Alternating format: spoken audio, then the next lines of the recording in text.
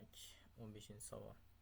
Simob 2 nitrat va temir 3 nitratdan iborat 0,06 mol aralashma qizilda hosil bo'lgan gaz aralashmasi natriy gidroksid eritmasi orqali o'tkazilganda 4,48 ml gaz 273 kelvin va 101,325 kilopaskalda ortib qoldi deyapti. Dastlabki aralashma simob 2 nitratning miqdorini molda hisoblang deyapti. Hop, yaxshi. Demak 273 kelvin 101,325 kilopascal degani bizda bu normal sharoitda beradi degani. Demak 15-savolda boshladik. Simob 2 nitrat, simob 2 nitrat. Mana parchalaydigan bo'lsak, simob azot peroksid plus kislorod hosil bo'ladi. Hop, keyingisida temir 3 nitrat debdi.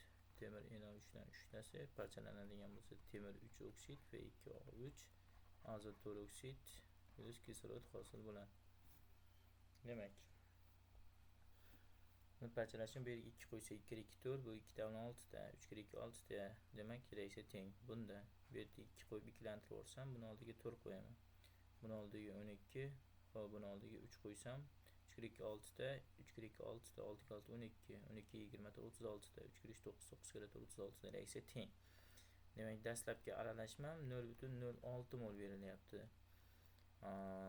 Endi aytyapti, hosil bo'lgan gaz aralashmasi natriy gidroksid eritmasi orqali o'tkazilganda 448, ya'ni 0,02 mol. Ya'ni 448 ml degani 0,448 litr deganimi? 22/4 ga bo'ladigan bo'lsam, o'z-o'zidan bu 0,02 molni beradi. Demak, shuncha gaz ortib qolibdi.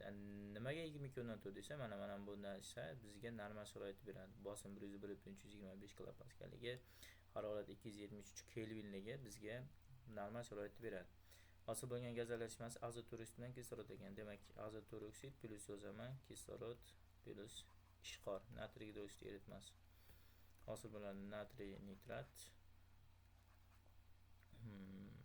plus suv. Tenglash uchun, demak bu yerga 4, bu yerga 4 qo'ysam, buni oldiga 4 ta qo'yamanmi?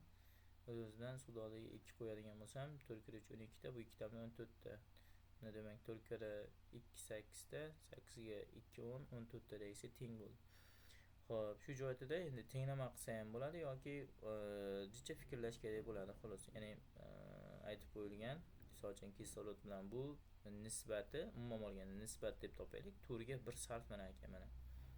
Demak, 4 mol azot peroksidi uchun 1 mol kislorod to'g'ri keladi.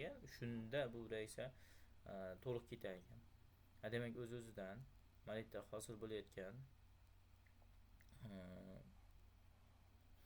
azot peroksid hamda kislorod umumiy nisbatini oladigan bo'lsak, ya'ni 12 ga 3 olsak, 3 ga bo'linsa 4 ga 1 nisbat ekan. Demak, bu to'liq sarflanishi kerak bo'ladi. Nima tushunyapsiz? Bu umuman to'liq sarflanar ekan.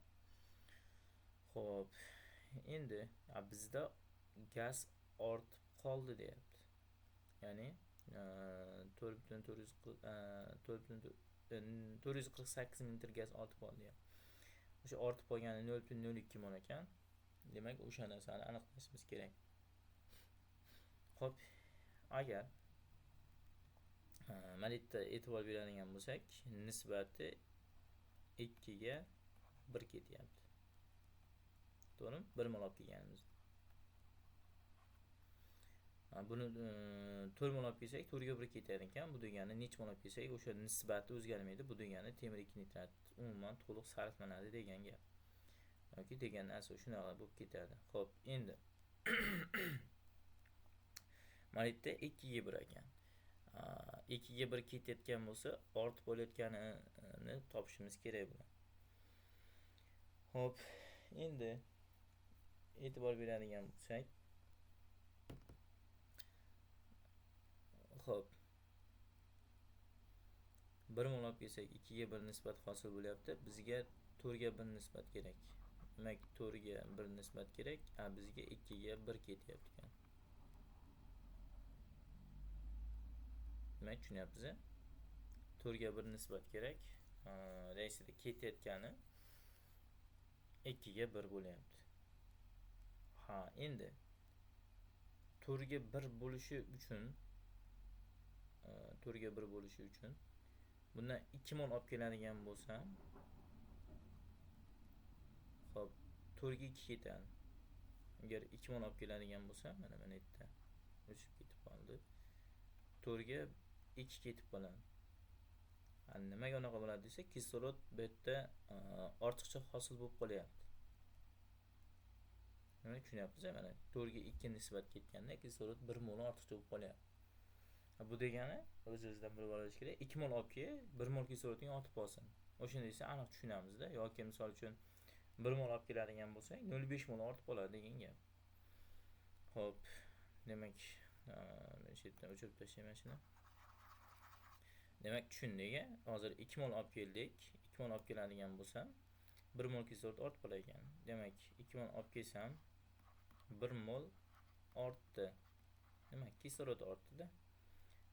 Bizda qancha ortib qoldi? 0.448 olib keldi. Ya'ni 0.02 mol ortib qoldi deydi. Unda dastlabki bu simol 2 nitratning moli qancha bo'ladi desam, 0.04 mol bo'ladi. Demak, bu 0.04 mol bo'lgan. Javob C javob bo'ladi.